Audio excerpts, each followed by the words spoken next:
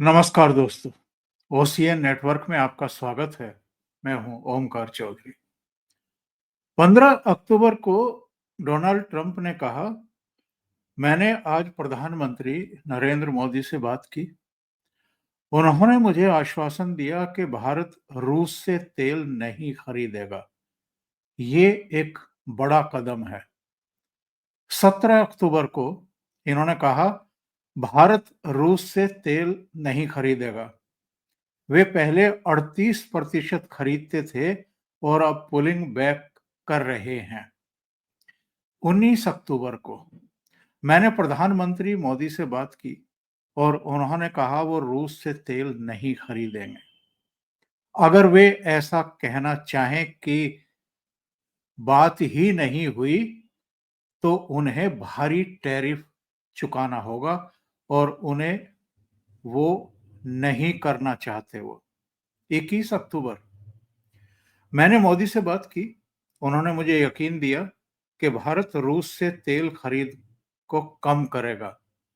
वो चाहते हैं कि जंग समाप्त हो, जैसे मैं चाहता हूं। 4 बयान 15 अक्टूबर से लेकर के 21 अक्टूबर तक। अच्छा, डोनाल्ड ट्रंप ने फोन किस लिए किया था मोदी को? दीपावली की शुभकामनाएं देने के लिए। लेकिन ये अजीब शख्सियत है जो दीपावली की शुभकामनाएं देते हैं और ट्रेड की बात करने लगते हैं। उनके ही शब्दों की बात कर रहा हूं मैं। इससे पहले उन्होंने 17 सितंबर को भी प्रधानमंत्री को फोन किया था, उनके 75 वर्ष पूरे होने पर उनके जन्मदिन की बधाई देने के लिए।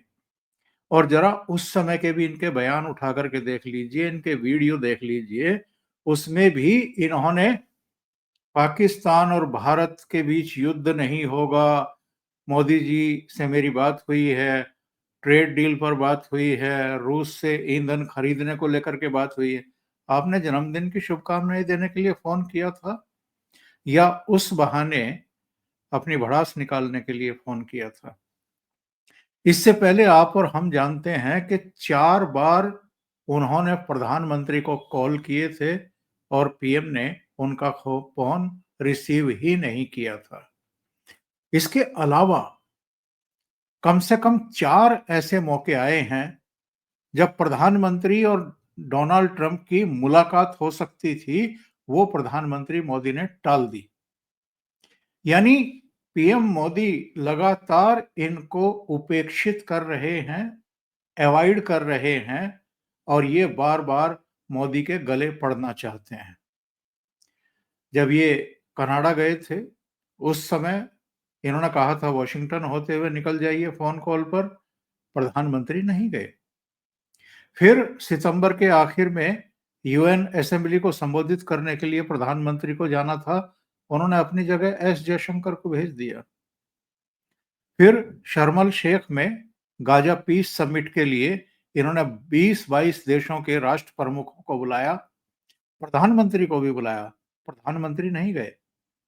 एस जयशंकर को भी नहीं भेजा, विदेश राज्य मंत्री कीर्तिवर्धन सिंह को भेज दिया।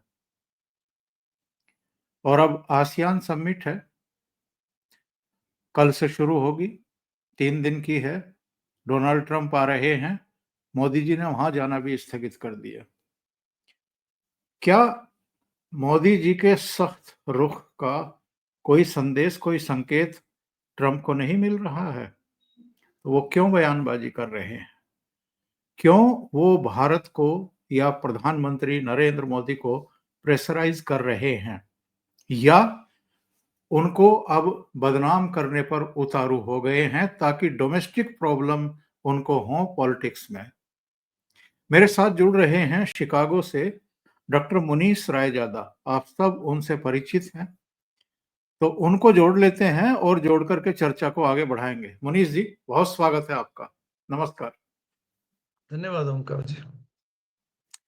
मनीष जी, ये तो मैंने कुछ डेवलपमेंट दर्शकों को बताए जो हुए हैं हाल में, लेकिन एक डेवलपमेंट और हुआ है।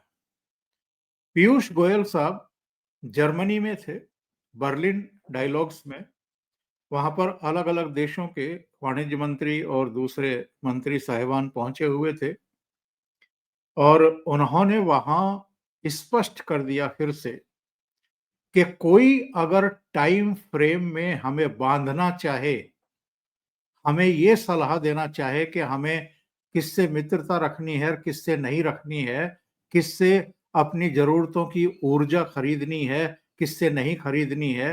एक तो हम संप्रभु राष्ट्र हैं, हम ऐसी बातें सुनते नहीं हैं किसी की। जहाँ हमें सस्ता ईंधन मिलेगा, वहाँ से हम खरीदेंगे। किससे खरीदना है ये भारत तय करेगा, कोई अमेरिका या कोई दूसरा तीसरा देश ये तय नहीं करेगा। दूसरे उन्होंने कहा कि कोई हमारी कनपटी पर अगर बंदूक रख करके ट्रेड डील साइन कराना चाहे तो ये भी नहीं हो सकता है। इससे ज्यादा स्पष्ट संकेत और क्या होगा ट्रंप के लिए। बिल्कुल ठीक है। और जहां तक मुझे ध्यान पड़ता है कि पिछले कुछ महीनों में भारत ने काफी संयम दिखाया है और ये अभी तक का सबसे तीखा बयान है। अप फ्रंट इन्होंने बोला है ये बात है कि हमारे सिर पे बंदूक या कनपटी पे बंदूक रख के। साथ में वाणिज्य मंत्री पीयूष गोयल जी ने ये भी कहा कि भरोसा हो तभी आदमी बिजनेस करता है। इट्स अ मैटर ऑफ भरोसा एवं रिश्ता। इट्स नॉट कि बस हम टैरिफ को डिसाइड कर लें। तो वो टैरिफ का नंबर क्या है, 50% से नीचे कितना आएगा, that is not the only point. Long term हमारे एक मित्रता होनी चाहिए, एक रिश्ता होना चाहिए, एक विश्वास होना चाहिए। एंड साथ में उसके साथ एक लॉन्ग टर्म एक वो होना चाहिए कॉन्फिडेंस कि यस, एक पार्टनर, एक बिजनेस पार्टनर के रूप में। तो आई थिंक ये सबसे अच्छा बयान है अभी तक का।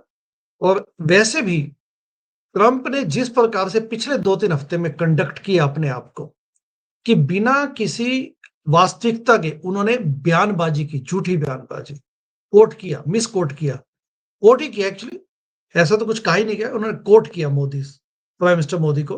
तो ये गलत बात है। ये शो करता है कि किस लेवल पे वो डेस्परेट है। और अभी देखिए ना, अभी कल ही कनाडा से उन्होंने कहा कि अब हम टैरिफ जो नेगोशिएशन है वो बंद कर दी। क्योंकि कनाडा ने क्या किया कि उन्होंने प्रेसिडेंट रोनाल्ड रेगन का एक पुराना वीडियो उठाया 1987 का लगभग, और उसमें उन्होंने कहा कि किस प्रकार से Ronald Reagan free trade trade की बात करते थे उस वक्त। तो उन्होंने कहा कि लॉन्ग टर्म में tariff is not good idea. तो इसको उठा के इस पे वो इतना खफा हो गए ट्रंप साहब, उनकी ईगो इतनी हर्ट हो गई कि उन्होंने कहा कि मैं कनाडा से बंद करता हूं। तो भारत का ये स्टैंड बहुत अच्छा है, इसमें कोई डाउट नहीं है। और मुझे लगता है कि आने वाले समय में इस किस्म के स्टैंड लेने से ही भारत को भी फायदा है, क्योंकि अमेरिका को भी इसी किस्म की भाषा समझ आती है। एंड अल्टीमेटली दोनों को आवश्यकता है एक दूसरे की। कुछ डेमोक्रेट्स भी ये बातें बोल चुके हैं, कुछ रिपब्लिकन भी ये बातें बोल चुकी हैं। निकी हेली और तुलसी गैबर्ट की स्टेटमेंट्स तो आ ही चुकी हैं पहले। तो आई थिंक कुल मिला के होपफुली अच्छा कुछ निकल के आएगा। बट यहाँ पे सारा मुद्दा ट्रंप का आता है। It's not about America. America और भारत एक दूसरे पे विश्वास रखते हैं, लोगों का आपस में विश्वास है।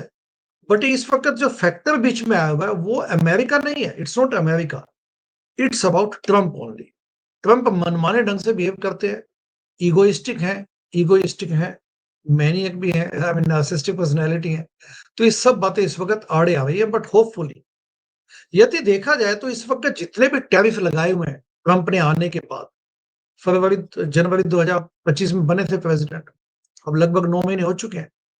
उसमें यदि हम सब कैलकुलेट करें कितने देशों पे जो टैरिफ लगे हैं, उसमें हाईएस्ट 50% अभी भी भारत पे है। 50%। और ये 50% भी बड़ा मतलब अजीब सा लगता है कि जिसमें उन्होंने कहा कि 25% टैरिफ इसलिए है क्योंकि आप रशिया से ऑयल खरीद रहे, इसलिए मैंने आप पे टैरिफ लगा दिया। What nonsense. और 25% उन्होंने बाकी लगाया। तो हाईएस्ट टैरिफ अभी भी इंडिया पे है, जापान पे, यूरोपियन यूनियन पे आई थिंक 15% है, ब्रिटेन पे 10% है। एंड उसके अलावा यदि आप चाइना की बात करें तो 30% है, कनाडा पे 35% है। तो अभी भी 50% डज नॉट मीन एनीथिंग, इससे कोई मतलब नहीं है। और जहां तक तेल खरीदने की बात है तो यूके ने तो उस पर अपना ले लिया एग्जाम्पशन उनसे, प्रेसिडेंट ट्रंप से। बाकी देशों ने भी ले लिया। और चाइना जो धड़ाधड़ लिए जा रहा है तेल, उस पे आज तक जर्मन ट्रम्प साहब को कोई आपत्ति नहीं। जर्मनी ने भी रिक्वेस्ट किया था कि हमको छूट जी, दी जाए। जिस कंपनी हुँ, से भारत तेल खरीदता है सस्ते में, जी, उस पर और एक दूसरी कंपनी पर डोनाल्ड ट्रंप के शासन ने कुछ पाबंदियां लगाई हैं। तो जी, यूके को उससे छूट दी है इन्होंने, जर्मनी ने मांग की है। इसको लेकर राइट, के भी पीयूष गोयल ने दोनों देशों, ब्रिटेन की तो वहां कॉमर्स मिनिस्टर आई हुई थी, उनसे सीधे पूछ लिया कि आपको छूट क्यों, भारत को क्यों नहीं? भारत ने ऐसा क्या राइट, कर रखा है? भारत पर क्यों पाबंदी लगाते हैं आप? या उन कंपनियों पर ही पाबंदी क्यों लगा रहे हैं? तो पीयूष गोयल काफी आक्रामक मुद्रा में इस बर्लिन डायलॉग में दिखाई दे रहे हैं। मैं उनके बयान के कुछ अंश पाठकों को और आपको जरा जी, सुना देता हूं। जी, गोयल ने क्या कहा है? उन्होंने कहा कि मैंने आज के अखबार में पढ़ा कि जर्मनी अमेरिकी प्रतिबंधों से तेल के लिए छूट मांग रहा है। ब्रिटेन को तो पहले ही छूट मिल चुकी है, तो फिर भारत को क्यों निशाना बनाया जा रहा है? इस पर ब्रिटिश मंत्री ब्रायंट ने नहीं नहीं करते हुए कहा कि उनके देश को मिली अमेरिकी छूट केवल रॉसनेफ्ट की एक विशिष्ट सहायक कंपनी के लिए है। इतना सुनते ही गोयल ने तुरंत पलटवार करते हुए कहा कि हमारे पास भी तो रॉसनेफ्ट की एक सहायक कंपनी है, फिर भारत को क्यों? मंत्री की बोलती बंद हो गई। गोयल की ये टिप्पणी ऐसे समय आई जब अमेरिका और उसके सहयोगी भारत पर रूस से कच्चा तेल खरीदने को लेकर के दबाव बढ़ा रहा है। पिछले महीने ट्रंप प्रशासन ने भारत के कुछ उत्पादों पर अतिरिक्त टैरिफ लगाते हुए कुल टैरिफ को 50% तक पहुंचा दिया था और नई दिल्ली ने इन टैरिफ को अनुचित, अन्यायपूर्ण और अव्यावहारिक करार दिया। इस खबर का अगला पार्ट ये है कि ट्रंप प्रशासन का तर्क है कि भारत जैसे देशों पर दबाव डालने के लिए रूस आर्थिक रूप से कमजोर होगा और उसे यूक्रेन युद्ध समाप्त करने के लिए मजबूर होना पड़ेगा। इस बीच यूरोपीय संघ ने हाल में 3 भारतीय कंपनियों पर भी रूस की सेना से कथित संबंधों के कारण प्रतिबंध लगाए हैं। अमेरिका ने पिछले हफ्ते रॉसनेफ्ट और लुकोइल, रूस की 2 सबसे बड़ी तेल कंपनियों पर भी प्रतिबंध लागू किए हैं। पीयूष गोयल ने भारत की स्वतंत्र व्यापार नीति पर जोर देते हुए कहा कि देश किसी भी दबाव या समय सीमा, जो ये कह रहे हैं कि दिसंबर तक भारत 40% तेल खरीदना बंद कर देगा, उन्होंने कहा कि किसी भी दबाव या समय सीमा में समझौते नहीं करता। हम कभी भी डेडलाइन या सिर पर तनी बंदूक के साथ कोई व्यापार समझौता नहीं करते। अगर कोई टैरिफ लगाता है तो लगाए। हम नए बाजारों की तलाश में हैं, घरेलू मांग मजबूत कर रहे हैं और दीर्घकालिक लचीलापन विकसित कर रहे हैं। इससे सख्त बयान कोई हो नहीं सकता जितना सख्त बयान पीयूष गोयल ने दिया है और जर्मनी और ब्रिटेन को भी आईना दिखा दिया। बिल्कुल। और ये जो इन्होंने बोला है इस वक़्त कि हम अपनी मार्केट्स तलाशेंगे, ये सीधा अमेरिका को सिग्नल भी है कि तुम बैठे रहिए, हमें अपना व्यापार मिल जाएगा। लेकिन साथ ही साथ ओंकार जी जो डिस्कशन अधिकारियों के बीच में चल रही है, उसमें इंडिया ने काफ़ी लचीलापन दिखाया है। भारत ने कहा कि ठीक है हम आपसे non GM genetically modified non GM seeds लेने को तैयार है। यानी कि जो सोया हो गया, मक्का हो गया, तो उसमें हम लेने को तैयार हैं। इवन दूध उत्पादन के लिए भी भारत थोड़ा-सा भी लचीलापन दिखा रहा है कि ठीक है कोई बात नहीं हमारे कंज़म्पशन इतनी ज़्यादा है, यदि आपसे हम कुछ दूध या कुछ ऐसी चीज़ें ले भी लेंगे तो कोई दिक्कत नहीं है कि हमारी जो एग्रीकल्चर है शायद उतनी प्रभावित ना हो। तो इंडिया सहयोगात्मक रवैया अभी भी अपनाने को तैयार है। डिस्कशंस हो रही हैं, लेकिन जो इसमें सबसे बड़ा अड़ियल रवैया है वो ट्रंप का ही है। ट्रंप की भी जो पॉलिसी है उसमें कोई बहुत ज़्यादा वित्तीय समझ हो, इकोनॉमिक कोई विज़डम हो ऐसा कुछ नहीं है। नहीं, आपको ऐसा नहीं लगता जैसे अभी इन्होंने चीन की बाह मरोड़ने की कोशिश की थी और ये कहा जी, था कि आप सोयाबीन खरीदिए हमारे यहाँ से, क्योंकि अमेरिका में सोयाबीन की फसल कटने का पिछले महीने से क्रम शुरू हुआ था और वहां के राइट, किसान बिल्कुल एकदम चौड़े में खड़े हुए थे, आसमान के नीचे खड़े हुए थे। उनको नहीं पता था कि इतनी बम्पर क्रॉप जो है वो पैदा तो कर ली, लेकिन इसको खरीदेगा राइट, कौन? ये राइट, कहाँ हम लेकर के जाएँ, किस मार्केट में लेकर के जाएँ? चीन ने हुँ, खरीदना बंद कर दिया था और जब राइट, इन्होंने धमकी देना शुरू किया था, चीन ने खरीदना बंद कर दिया, वहाँ से कृषि उत्पाद खरीदने बंद कर दिए। कोई और देश लेने को तैयार नहीं है। अर्जेंटीना राइट, को कुछ दे रहे हैं। भारत एक बड़ा मार्केट था, इनको उम्मीद थे कि जो चीन से हमें झटका लगा है, भारत में हम इसको कर लेंगे। भारत ने मना कर जी, दिया। भारत ने कहा कि राइट, हमारे लघु, सीमांत और छोटे किसान, हम उनको बर्बाद नहीं करना चाहते। हम आपके लिए, आपके किसानों के लिए, आपकी मुसीबतों को कम करने के लिए असंतुलित कुछ भी नहीं करेंगे, जिसमें हमारे राष्ट्र हित ना हो। हम नहीं खोलेंगे अपना मार्केट। तो दूध जो डेयरी है वो कृषि उत्पाद हैं, वो हमें भेड़ना चाहते थे, हम उसके लिए तैयार नहीं हैं। इसलिए नवारो राइट, से लेकर के इनके वाणिज्य मंत्री, इनके वित्त मंत्री सब बयानबाजी कर रहे थे भारत के खिलाफ। इधर आप देख राइट, रहे होंगे कि नवारो वगैरह के बयान आने बंद हुए हैं। तो हुँ, ये इसलिए क्योंकि भारत के ऐतराज़ उन तक पहुँच गए कि जो भी चाहता है अमेरिका में मुँह उठा कर के भारत के बारे में अनाप-शनाप बक रहा है। हमारे प्रधानमंत्री के बारे में कुछ भी कह रहा है कि हमारे किससे रिश्ते होने चाहिए, किससे नहीं होने चाहिए, चीन कितना जालिम है, रूस कैसा है, ये आप समझाएँगे हमको। तो ये चीज़ें जो तनावपूर्ण हुई हैं, वो कुछ वजहों से हुई हैं और हमें जिस तरीके से ये अपनी तरफ से कपोल कल्पित बातें कर रहे हैं, उसने इन तनाव को और बढ़ाया है। जो मैंने बताया मुनीष राइट, जी कि प्रधानमंत्री की 4 विजिट जो होनी ही थी, उनमें से 1 वाशिंगटन को हटा दीजिए।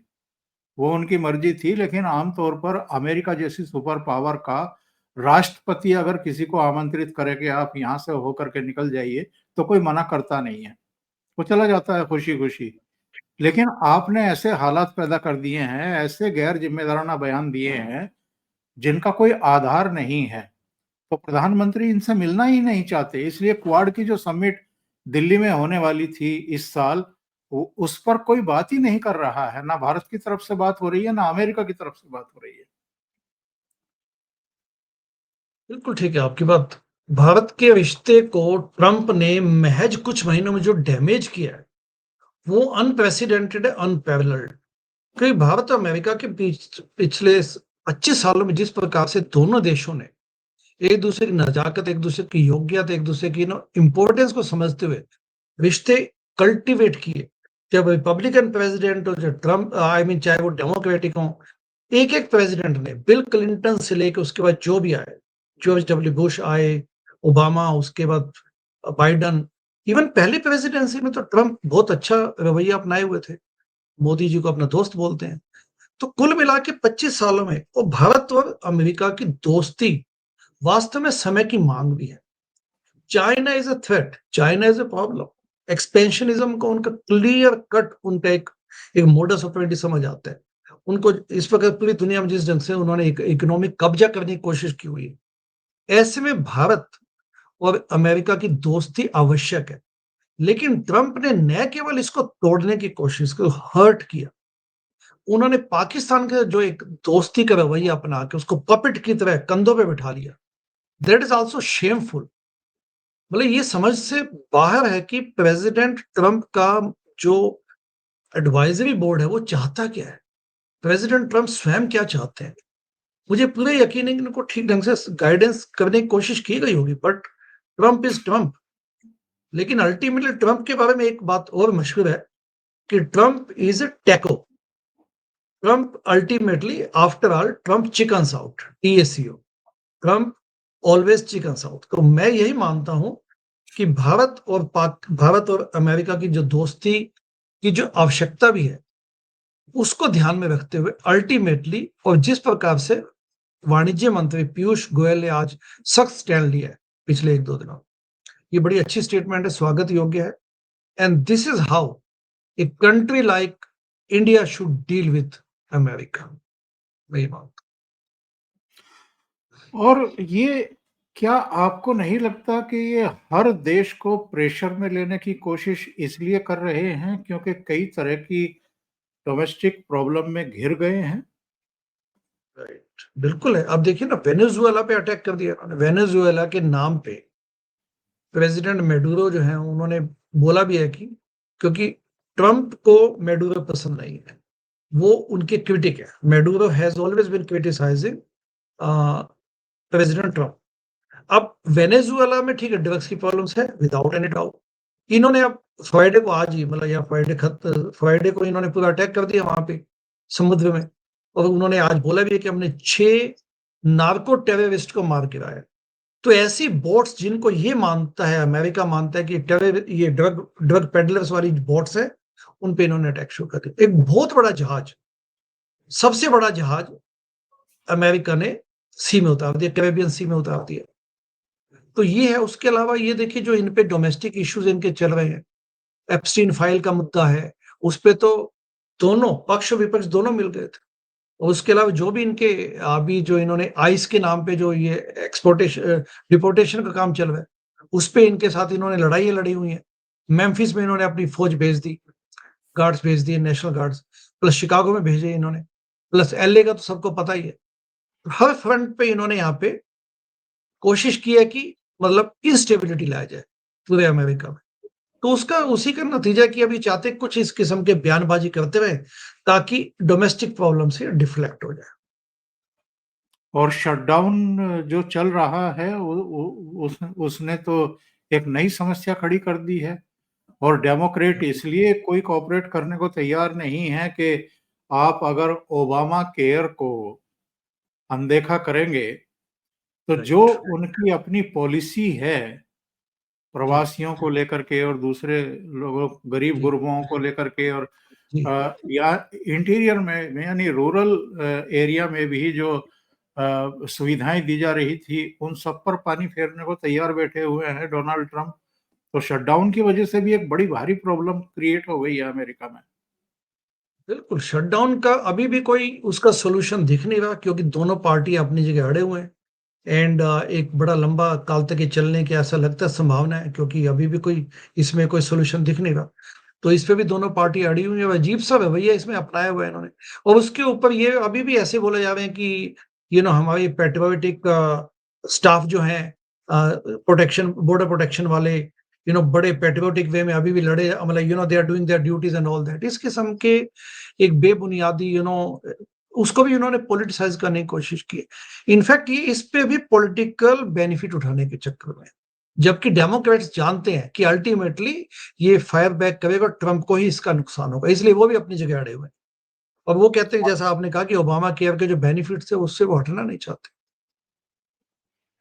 अभी मैं एक रिपोर्ट पढ़ रहा था जिसमें ये कहा गया है कि 1 अक्टूबर से जो शटडाउन शुरू हुआ है अमेरिका जी, की इकोनॉमी को $3 अरब का नुकसान अब तक हो चुका है। जी, यानी इनकी इनकी मनमानी, हालांकि मेरी और भी लोगों से बात हुई है, उनका कहना है कि ट्रंप एक्चुअल में यही चाहते थे कि जो सरकार के ऊपर बोझ है इसको किसी तरीके से कम कर दिया जाए। जी, इसलिए इन्होंने इनिशिएट भी नहीं किया। मेरे विचार से एक मीटिंग बुलाई थी इन्होंने, सही उसमें बात। हाँ, उसमें कोई समझौता हुआ नहीं और उसके बाद इन्होंने इनिशिएट ही नहीं किया है कि भाई आप हाँ, डेमोक्रेट को बुला करके उनके नेतृत्व को बुला करके उनको विश्वास में लेकर के कोई रास्ता हुँ, निकालें। तो हुँ, सरकार का जो बोझ है कर्मचारियों का उसको कम करने के लिए ये भी चाहते थे हुँ, कि ये एक बार हो जाए तो ठीक हुँ, ही रहे। लेकिन राइट। इससे कितनी बड़ी पेचीदगी पैदा होगी मुनीष जी, वहाँ आप लोगों के संपर्क में रहते ही हैं। कितने घर जो हैं वो अब कर्ज लेकर के अपना घर चलाने के लिए मजबूर हो रहे हैं क्योंकि उनको पैसे नहीं मिल रहे, सैलरी नहीं मिल रही है। देखिए, 35 दिन तक का आज तक जो मुझे ध्यान पड़ता है, 35 दिन का हाईएस्ट शटडाउन रहा है, लॉन्गेस्ट शटडाउन रहा है। अब ये देखिए, आज 24 दिन तो हो चुके हैं इसको।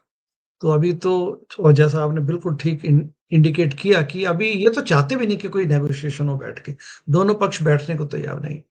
लेकिन इसका मतलब ये नहीं है फेडरल एम्प्लॉइज शटडाउन का एसेंशियल मतलब कि जो फेडरल एम्प्लॉइज है, फेडरल डिपार्टमेंट्स के लोगों को, ये एम्प्लॉइज को सैलरी नहीं मिलेगी, जिसमें यूएससीआईएस आता है, इमिग्रेशन डिपार्टमेंट जिसको बोलते हैं, होमलैंड सिक्योरिटी हो गया, बॉर्डर प्रोटेक्शन, जो ये एयरपोर्ट्स की सारी जो यू नो जो संभालते हैं जब से प्लस सेना, सबसे बड़ा सेना।